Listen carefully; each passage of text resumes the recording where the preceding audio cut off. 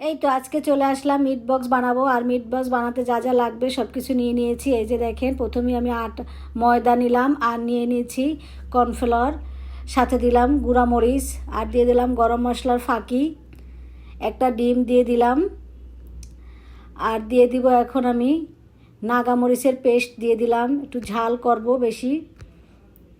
তো এখন একটু পানি দিয়ে আমি ভালো করে মিশিয়ে নিব। আর এদিকে আমি মাংসগুলো আগেই ম্যারিনেট করে রেখে দিয়েছিলাম, আদা রসুনের পেস্ট দিয়ে, আর হয়েছে যে মরিচের গুঁড়া, তারপর গরম মশলার ফাঁকি দিয়ে সুন্দর করে মাখায় নিলাম। এই যে রেখে দিয়েছিলাম, এখন আবার এটা দিয়ে ভালো করে মাখায় নিয়েছি, একটু রেখে দিয়েছি।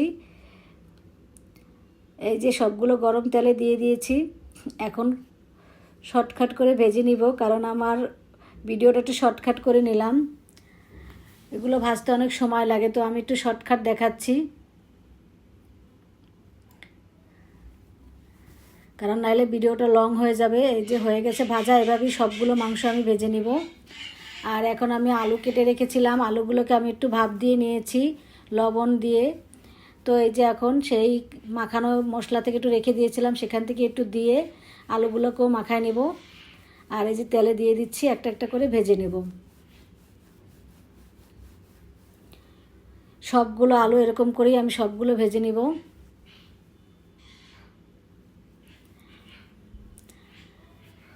এই যে দেখেন সবগুলো ভাজা হয়ে গেছে। এভাবে আমি আরও বাকি যেগুলো আছে সেগুলোও ভেজে নিব। বাকিগুলো দিয়ে দিলাম।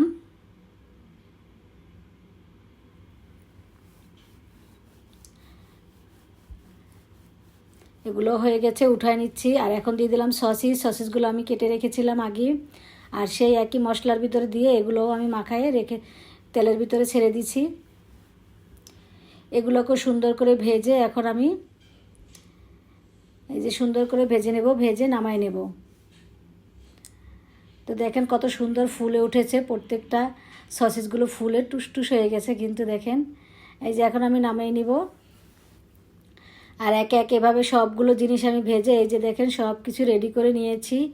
এখন আমি চিকেনগুলোকে ছোট ছোট করে কেটে নেব, কিউট কিউট করে।